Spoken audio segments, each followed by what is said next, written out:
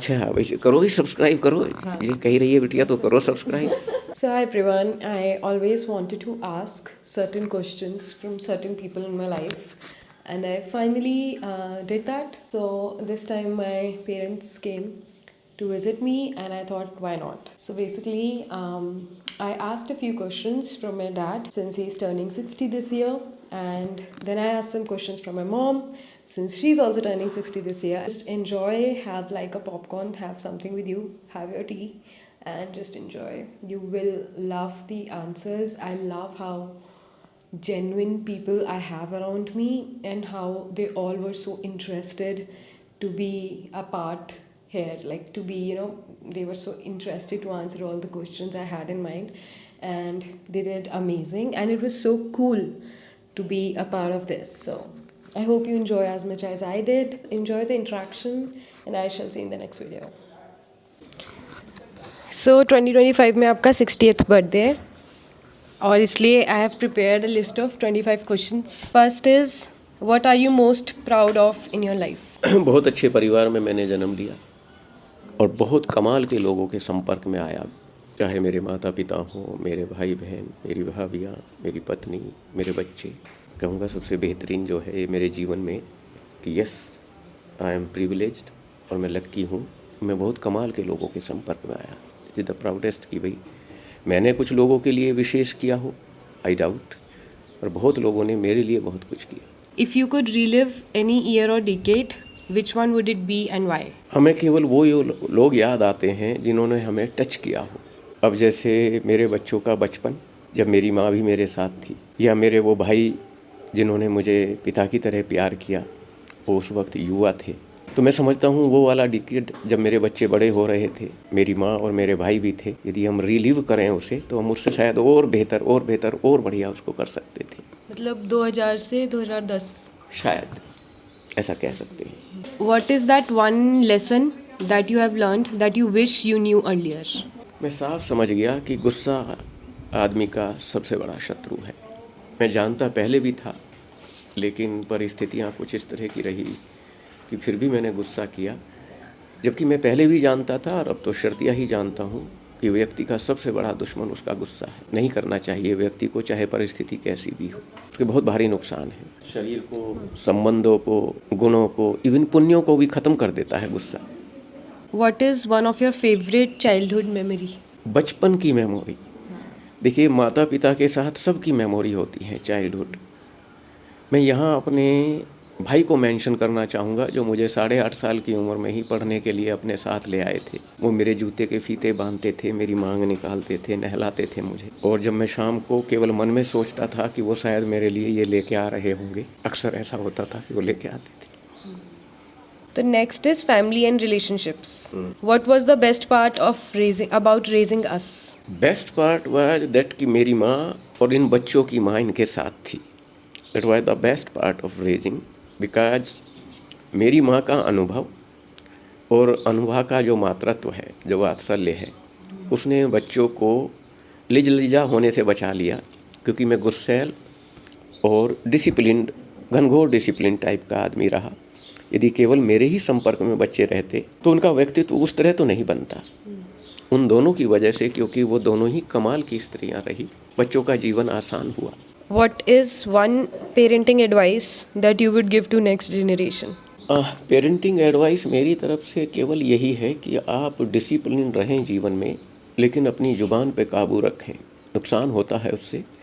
अपने गुस्से पर काबू रखें. बाकी बगैर डिसिप्लिन के तो कोई जीवन है ही नहीं. डिसिप्लिन के लिए तो आपको बच्चों के लिए साथ पेश आना ही पड़ेगा. कि कई बार मैं नोटिस करता हूँ कि जो यदि जुबान कड़वी है और यदि गुस्से में आप बातें कर रहे हैं तो उसका अर्थ ख़त्म हो जाता है, शायद नहीं रहता. मेरी एडवाइस केवल ये है कि आप डिसिप्लिन रहें और गुस्से पर काबू रखें.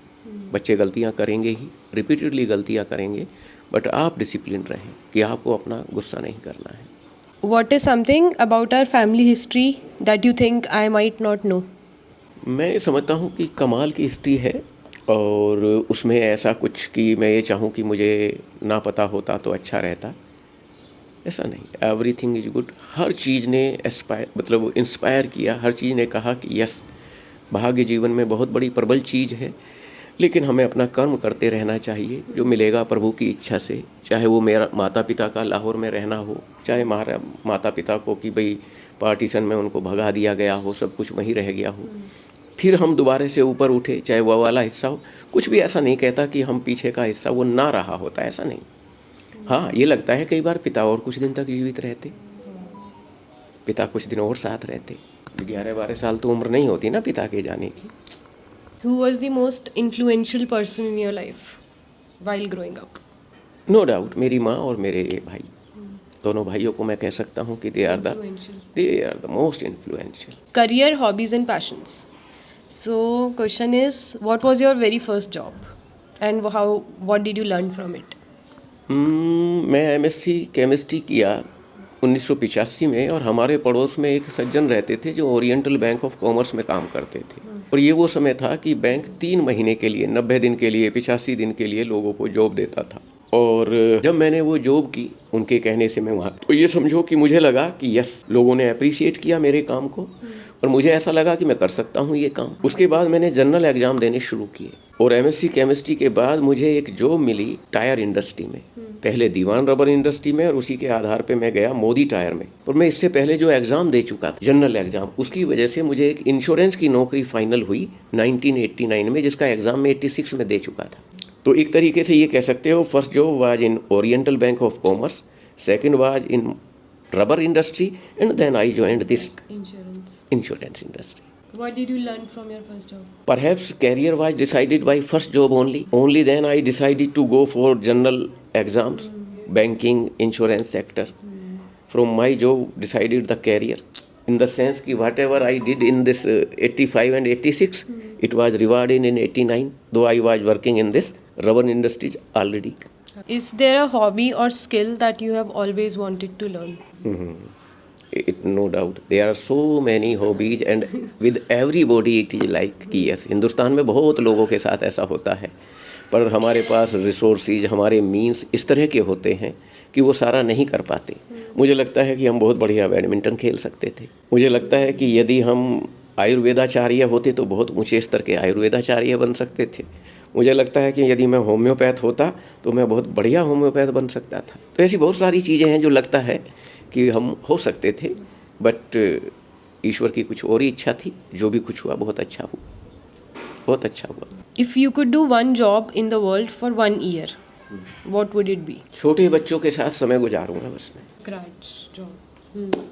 उनको देखें, उनको मॉनिटर करें, उनके साथ खेलें। वो एक ऐसी चीज़ है कि रिलीविंग ना, कि मीन्स इस सूदनिंग है वो। बाकी तो हम कुछ अध्ययन करें, अध्यापन करें, वो अपने लिए है, बट कि यस, बच्चों को देखें बस 1 साल, ज़्यादा कुछ नहीं। यदि ऐसा मौका मिलता है कि भाई हम क्या कुछ ऐसा कर सकते हैं, यूँ चलो। ठीक है, अभी next one is nostalgia theme.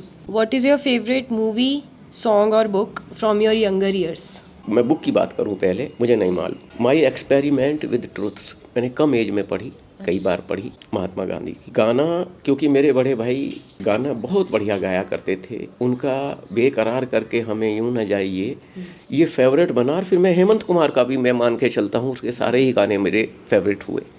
और मैं समझता हूँ उसके भाई साहब में मूल कारण जो है भाई साहब ही रहा होगा। जहाँ तक फिल्म की बात है, उसको मैं ये कहूँ कि मुझे कोई पर्टिकुलर फिल्म ऐसे पसंद है, वो तो कई हो सकती हैं कैरेक्टराइजेशन की वजह से, और लेकिन कोई स्पेसिफिक नाम यदि मैं लूँ तो कैसे बताया जाए। नहीं, फिल्म को मैं स्पेसिफिक नहीं कह सकता। कोई रीसेंट जो आपने देखी हो जो आपको लगे अच्छे? फिल्म को मैं एंटरटेनमेंट के लिए कहूँगा कि उससे मैं कोई ऐसे प्रभावित हुआ हूँ, जैसे कैरेक्टराइजेशन है। शोले की बात करते हैं, मान लो शोले को मैंने ये देखा कि जैसे कैरेक्टराइजेशन है, बहुत छोटे आदमी का भी उन्होंने जो कैरेक्टराइजेशन किया वो बहुत शानदार। ऐसी यदि फिल्में हैं तो मैं शोले को ही कहूँगा कि अपने कैरेक्टराइजेशन के लिए वो बड़ी कमाल की फिल्म बन पाई।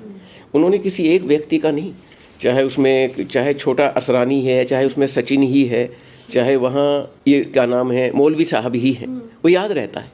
उस तरह की यदि बात करें तो मैं समझता हूँ शोले को रखो। What is that one trend from your youth that you wish would come back? कि हमारे यूथ में जिस तरह हम बढ़े, तो या तो ये कहिएगा कि हम विकासशील देश से हमारी यात्रा विकसित देश की तरफ शुरू हो रही थी। उस समय संबंधों में आत्मीयता, मेल जोल, और सपोज मैं मान के चलता हूँ कि मेरा गांव है जहाँ 340 परिवार हैं, और लगभग उसकी आबादी होगी कोई 3,3100। वहाँ सब एक दूसरे को जानते। और अब हम यहाँ जहाँ बैठे हुए हैं जिस अपार्टमेंट में, मुझे पता ही नहीं कि मेरे इस साइड के अपार्टमेंट में कौन है और उस साइड के अपार्टमेंट में कौन है। वो वाला समय पुराने वाला कि जब लोगों के बीच में आत्मीयता होती थी और इस तरह की बात कि सब एक दूसरे को जानते हैं, वो यदि ट्रेंड आ सकता है तो कमाल का ट्रेंड था। मेरे को लगता आएगा वैसे वापस, क्योंकि आइसोलेशन की तरफ ज़्यादा बढ़ चुके हैं लोग। बेहद आइसोलेशन है। If you could have dinner with any historical figure या फिर एक्टर या एक्ट्रेस या पुराने ज़माने का कुछ भी, हु वुड इट बी? कि देखो, पहले का या बाद में किसी से भी कहो, मेरा मन ये करता है कि डिनर ना भी करे कि आमने सामने हम मोदी जी से मिल सके। मेरा और किसी से मन नहीं करता कि यानी पुरानी फिगर हो, नई फिगर हो, कि हम आमने सामने बैठ के कभी, क्या ये संभव है? हाँ, संभव तो है, क्योंकि और ज़्यादा हमारा कुछ नहीं कि पुराना कोई है नया कोई है। मेरा मन करे कि मैं एक बार को महात्मा गांधी से मिलता, वो तो मेरे जन्म से पहले ही चले गए थे, ये तो यूजलेस बात हो जाएगी, कैसे मिल सकते थे। मान लो आसपास कहीं किसी का प्रोग्राम हो रहा हो, मैं शायद किसी के लिए ना जाऊँ, मैं हिलूँगा ही नहीं, चाहे कोई भी आ रहा हो। हाँ, इसमें मतलब चाहो तो एक बार योगी जी को भी ऐड कर सकते हैं, तो वो रहेंगे सेकेंड ही। ये तो पॉसिबल है। अच्छा, अब हमारी थीम है विजडम एंड एडवाइस, ये हमारी लास्ट थीम है of the day. What is the best advice you have ever received? देखो भाई, मैंने एक भाई, अपने बड़े भाई से एक बार प्रश्न किया था कि भाई साहब, अब मेरी नौकरी लग गई है सरकारी, मुझे आप क्या कहेंगे, क्या कहना चाहेंगे? उन्होंने मुझे 4 बातें कही। उन्होंने कहा, बेटा 5 मिनट ऑफिस में पहले पहुंचना और 5 मिनट ऑफिस के बाद निकलना। तेरे को कभी कोई टोकेगा ही नहीं, याद रखेंगे कि ये हमेशा यहीं बैठा दिखाई देता है। मैं कहा ठीक भाई साहब। दूसरी एडवाइस उनकी ये थी कि तेरा ऑनेस्टी के बारे में, परिश्रम के बारे में मैं बोलूँगा ही नहीं, वो तो रहना ही है, ईमानदार रहना है, परिश्रमी रहना है। यदि कोई सर्कुलर आता है तो बगैर पढ़े वो अंदर तब तक नहीं लगना चाहिए फाइल में जब तक तूने उसको आत्मसात नहीं कर लिया। यानी अपडेट रहना है अपने काम में पर डे का। रोज का काम रोज करेगा, ये मैं रिपीट नहीं करूँगा, ये होगा ही। तीसरी बात कि जो तेरे सबॉर्डिनेट्स हैं उनको लगना चाहिए तू उनका बड़ा भाई, और जो तेरे बॉस लोग हैं उनको लगना चाहिए कि उनके छोटे भाई उनके पुत्र जैसा है। यानी तेरा उनके साथ तू प्यार करेगा, बड़े लोगों के साथ सम्मान देगा, और जो तेरे कुलीग्स हैं वो तेरे दोस्त हैं, उनके साथ तेरी सहानुभूति रहेगी। चौथी बात, जब प्रमोशन की बात आएगी, तेरा प्रमोशन हो जाएगा तो ईश्वर का धन्यवाद, तेरा प्रमोशन यदि नहीं हुआ तो ईश्वर का फिर से धन्यवाद कि प्रभु मेरे से बेहतर बंदा मिल गया कंपनी को। ये चारों बातें ये समझो कि मैं शुरू से ही गांठ बांध के चले। If you could give your 20-year-old self one piece of advice, what it be? गुस्सा नहीं करना है भाई, नो गुस्सा at all. You just enjoy, ईश्वर पर भरोसा करो, चीज़ें आने वाले समय में ठीक होंगी। बिल्कुल आपको गुस्सा नहीं करना, चिंता नहीं करनी। यदि आप इन दोनों से बचे रहे तो आने वाले समय में आप और बेहतर करोगे।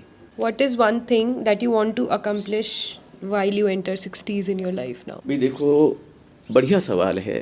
गृहस्थ जीवन के बारे में मैं ये चाहता हूँ कि हम अपने बुजुर्गों के काम आए। मैं ऐसा मानता हूँ कि मेरी पत्नी ने मेरी माँ का और मेरी सास का, इन दोनों का बहुत ख्याल रखा और उनका बुढ़ापा शानदार रहा। मेरे बच्चों को बड़ा करने में बहुत योगदान रहा। अब मैं ये चाहता हूँ कि जैसे बच्चे बेहतर हुए, उनका बुढ़ापा बढ़िया गुजरा, कि वो खुश रहे। मेरा अपना जो 60s में है कि जैसे स्पाउस का ये रहता है कि स्पाउस भी ठीक रहे, पहले बुजुर्ग, दूसरे नंबर पर बच्चे, तीसरे नंबर पर स्पाउस, कि भाई क्या हम उस तरह खुश रखा जा सकता है। और जहाँ तक एक बात है कि हम दोनों मिलके कितनी सारी तीर्थ यात्राएं कर सकते हैं जब तक घुटनों में जान है। कितने सारे, हिंदुस्तान में इतने सारे तीर्थ स्थान हैं, हम गए कहीं नहीं।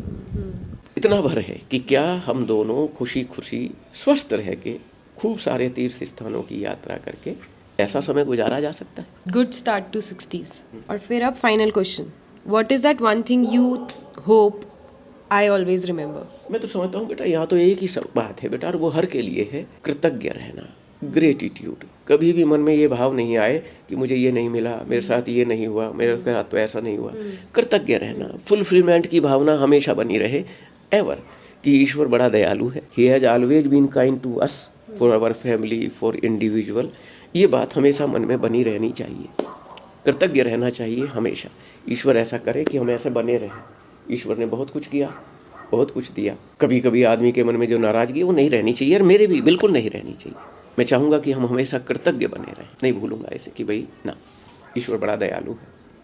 एक इस क्वेश्चन इस लिस्ट में नहीं है, बट जस्ट अ क्वेश्चन, अगर आप कोई यूट्यूबर बनना होता तो आपका कंटेंट किसके अराउंड होता? मेरे ख्याल से मेरा कंटेंट रहता कि जिसे कहते हैं ना कि टच कैसे होता है आदमी, आदमी को आदमी याद कैसे रखता है, वो क्या चीज़ें हैं। मान लो जो ईश्वरीय गुण हैं या जो विशेषताएं हैं किसी व्यक्ति की, जो आदमी उसे याद रखता है, आदमी बेहतर कैसे बन सकता है, मतलब इसी के अराउंड रहता। यदि मैं यूट्यूबर हूँ तो मेरा yes, how I can improve, how one can improve, उसी के आसपास मैं रहता, या उसी के आसपास मेरा जीवन रहता यदि मैं यूट्यूबर होता तो। डन, यही क्वेश्चंस थे। Good guest. ये तो क्या बना रही है? अच्छा वैसे करो ही, सब्सक्राइब करो। ये कही रही है बिटिया तो करो सब्सक्राइब।